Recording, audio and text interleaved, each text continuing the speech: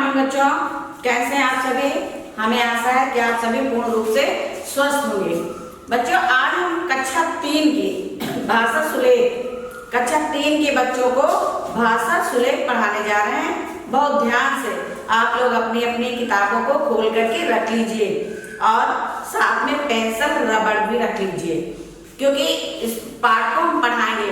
आज आपका प्रारंभ हो रहा है पाठ 1, तो आप इस पाठ को पहले तो पढ़ेंगे। पाठ 1 का नाम है प्रार्थना। अब इस पाठ को आप पढ़ेंगे, समझेंगे। इसके बाद फिर पेज नंबर 5 में आपकी प्रार्थना है और पेज नंबर 6 में आपको उसी प्रार्थना को बहुत अच्छी हैंडराइटिंग में लिखना है। तो आज आप पढ़ने जा रहे हैं सुलेख। क्या पढ़ने जा रहे हैं? सुलेख। सुलेख का मतलब होता है सु माने अच्छा और लेख माने लिखना, यानी देख। सुलेख देख करके लिखी जाती है बच्चों। दो तरह से लिखना होता है। एक होता है सुलेख और एक होता है श्रुतलेख। सुलेख का मतलब होता है देख करके खूब सुंदर हैंडराइटिंग में उसको लिखना। लिखा होगा, आपको सिर्फ देख के उसी तरह लिखना है जिस तरह के ऊपर अक्षर बने हुए हैं। और श्रुतलेख का मतलब होता है सुनकर लिखना, यानी जिसको आप डिक्टेशन या इमला बोलते हो। तो यहाँ पे हम आपको श्रुतलेख के बारे में हमने बता दिया, लेकिन श्रुतलेख से आपका कोई मतलब नहीं है। यहाँ पे आप सुलेख का से मतलब रखिए। सुलेख का मतलब होता है सुंदर लिखना। जो आप देखेंगे उसको आप बहुत अच्छे तरीके से उसी तरह के अक्षर बनाएंगे। तो आज तो आप प्रार्थना पढ़ेंगे। ये आपकी जो है लाइनों में लिखी नहीं है, प्रार्थना लिखी नहीं है, आपको लिखना है प्रार्थना। और इसके बाद जो भी पाठ आप पढ़ेंगे उसमें ऊपर लिखा होगा, उसी को देख करके आपको लिखना होगा। तो ये तो आपने पढ़ा सुलेख के बारे में। अब आइए हम सुलेख की आपको प्रार्थना आप पढ़ रहे हैं और उसका अर्थ बता रहे हैं। तो बच्चों, हम प्रतिदिन जो भी कार्य करते हैं, जो भी हमारी दिनचर्या होती है, उसमें सबसे पहले हम प्रभु का नाम लेते हैं, ईश्वर का नाम लेते हैं। ईश्वर का नाम लेना हम सबका कर्तव्य है। हमें ईश्वर को कभी भूलना नहीं चाहिए। सर्वप्रथम हम उस शक्तिमान को याद करें जिसने हमारे अंदर इतनी शक्तियां दी है और जिसने अपनी शक्ति से इतना बड़ा संसार बनाया है। वो सब जो है सर्वज्ञ है, सब जगह रहता है और दाता है, वो सबको सब कुछ देता है। इसलिए हमें ईश्वर को कभी भूलना नहीं चाहिए। सर्वप्रथम हमें ईश्वर का स्मरण करना चाहिए। ईश्वर हमें सारी विपत्तियों से बचाता है। हमें सारी विपत्तियों से, सारे कष्टों से कौन बचाता है? ईश्वर बचाता है। ईश्वर ही हमें सब कुछ देने वाला है। ईश्वर ही हमें जितना भी इस संसार में है, ये सब कुछ ईश्वर का दिया हुआ है। ईश्वर ने ही सारी सुविधाएं मनुष्य को प्रदान की हैं। इसलिए हमें ईश्वर की वंदना करनी चाहिए। तो बच्चे जो हैं ईश्वर से प्रार्थना कर रहे हैं, हे प्रभु, अंत न हो सपनों का, मुझको ऐसा वर दो। बच्चे भगवान से प्रार्थना कर रहे हैं कि हे ईश्वर, हमारे सपनों का कभी अंत ना हो, यानी हमारे जो विचार हैं उनका कभी अंत नहीं होना चाहिए। और हमें ऐसा वरदान दो, हमें ऐसा आशीर्वाद दो कि जो भी हम सोचें, जो भी कुछ हम अच्छा सोचें, अच्छे सपने देखें, वो हमारे हमेशा पूरे होते रहें। मैं छोटा सा बालक, मेरी वो अनंत इच्छाएं। मैं छोटा सा बालक हूँ, लेकिन हमारी इच्छाएं अनंत हैं। अनंत का मतलब होता है जिसका कोई अंत ना हो। तो बच्चों की या बड़ों की भी इच्छाएं बहुत होती हैं। इच्छाएं तो इतनी होती हैं जिसका कोई अंत नहीं होता। तो बच्चे कह रहे हैं कि हम छोटे से बच्चे हैं, यानी हम छोटे से बालक हैं, लेकिन हमारी इच्छाएं बहुत अधिक हैं। असफलता के बाद सफलता की जागे आशाएं। अगर हम असफल हो जाते हैं, किसी भी कार्य को करने में हम असफल हो जाते हैं, तो हमें उस कार्य को वहीं छोड़ना नहीं चाहिए। हमारे मन में ऐसी जिज्ञासा होनी चाहिए कि जिस काम को हम नहीं कर पाए हैं, उस काम को हम आगे जरूर करके दिखाएं। यानी जो हम सफलता नहीं प्राप्त कर सके हैं, असफल हो गए हैं, तो असफल तो हो गए हैं, लेकिन हम उस सफलता के लिए आगे बढ़ते रहें। इस प्रकार की हमारी आशा हो। अपनी महाशक्ति से दाता तुम कुछ ऐसा कर दो।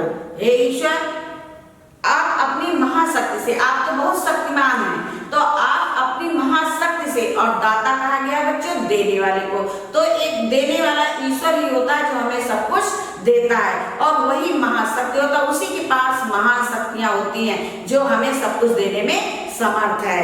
तो बालक कह रहा है कि अपनी महाशक्ति से दाता, हे देने वाले, हे ईश्वर, अपनी महान शक्ति से मुझे ऐसा वर दो और मेरे साथ कुछ ऐसा कर दो जिससे मेरे सपनों का अंत ना हो, और मुझे ऐसा वरदान दीजिए जिससे हम आगे सफल होते चले जाएं, और असफलता की सीढ़ियों को, अगर हम असफल भी हो जाते हैं तो उन सीढ़ियों को वहीं छोड़ दें और सफलता की सीढ़ियों पर चढ़ते जाएं, मुझे ऐसा वरदान दीजिए।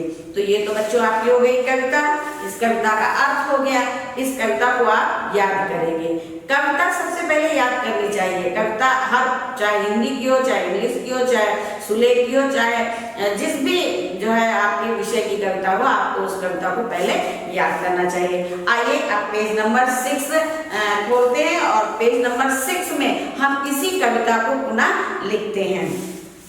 देखिए अब आप लिखेंगे कैसे, देखिए आपके ये जो पेज है, इस पेज में सबसे ऊपर रेड लाइन है, फिर ब्लू लाइन है, और फिर ब्लैक लाइन है, और फिर ब्लू लाइन है, और फिर रेड लाइन है, यानी इस प्रकार आपकी 5 लाइनें हैं। 5 लाइनों में आपको ये ऊपर वाली, हमने तो रेड लाइन बोर्ड में खींची है, लेकिन आपकी बुक में हमने तो ब्लैक लाइन खींची है, और आपकी जो है बुक में रेड लाइन है। तो हम इस ब्लैक लाइन को, ये ऊपर वाली काली लाइन और नीचे वाली काली लाइन को छोड़ देते हैं, इससे कोई मतलब नहीं है। अब इसके बीच में हमारी 3 रेड लाइनें हैं, ठीक। आपकी बुक में ब्लू, ब्लैक और फिर ब्लू है, लेकिन हमने अपने बोर्ड में रेड लाइन खींची है। अब आप इस रेड लाइन में लिखेंगे कैसे, चलिए लिखते हैं। हाँ, हमें हाँ बनाना है, तो हाँ हम ऐसे करके ऐसे बनाएंगे, और एक ही मात्रा हम ऐसे लगाएंगे कि ना ये मात्रा ऊपर जाए और ना ये अक्षर नीचे आए।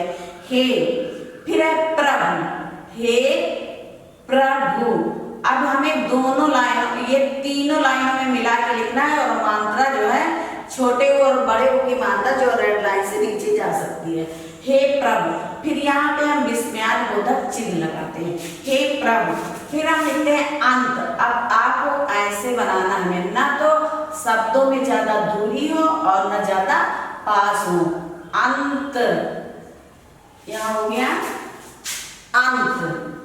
फिर है ना, अंत ना हो, अंत ना हो।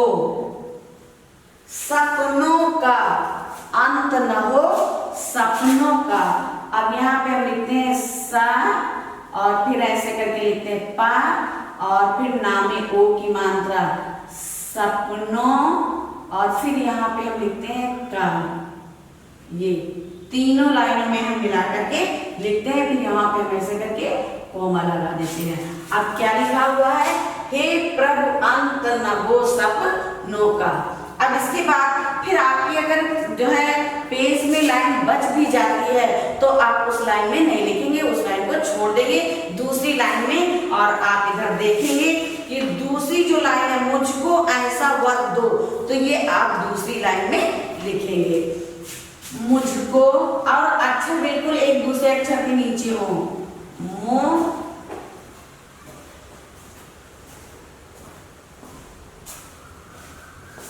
मुझ, और का में ओ की मात्रा को, मुझको, मुझको ऐसा। अब हम आए ऐसे बनाएंगे, आए और सा, ये नीचे तक आपकी लाइन जानी चाहिए, ऐसा। मुझको ऐसा वर दो, व और वर, फिर दो, ऐसा वर दो। फिर यहाँ पे हम पूर्ण विराम लगाते हैं, लेकिन थोड़ा दूर पूर्ण विराम लगाना चाहिए। बहुत बच्चे एकदम पास में लगा देते हैं, तो पास में नहीं लगाना चाहिए। इसके बाद लिखेंगे मैं, मैं छोटा, छोटा, मैं छोटा, मैं छोटा सा, मैं छोटा सा बालक मेरी, बालक,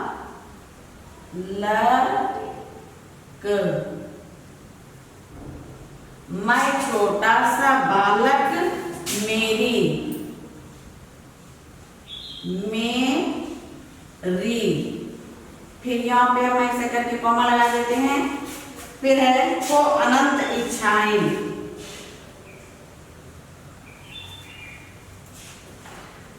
मेरी हो अनंत इच्छाएं, हो अनंत, हो अनंत इच्छाएं, इच्छाएं, हो अनंत इच्छाएं, इच्छाएं में यह हो अनंत इच्छाएं। फिर यहाँ पे कोमा लगा हुआ है। आप पीछे से देखते जाएंगे और जहाँ पे कोमा है, जहाँ पे पूर्ण विराम है, उसको लगाते जाएंगे। पीछे से एक एक शब्दों को आप या एक एक लाइन को देख करके लिखेंगे। हमने तो यहाँ बोर्ड में आपकी 4 लाइनों को लिख के और आपको समझा दिया कि आपको ऐसे लिखना है। अब आपकी जितनी भी लाइनें हैं ये इधर पीछे पेज नंबर 6 में आ जाएंगी। आप बहुत अच्छे तरीके से इसको लिखना और लिखने के बाद इसको याद करना। अब ये पाठ यहीं पे समाप्त होता है और इस पाठ को जब भी लिखना है इसकी डेट अवश्य डालना। आपको आज का कहानी बस यहीं तक दिया जा रहा है। धन्यवाद।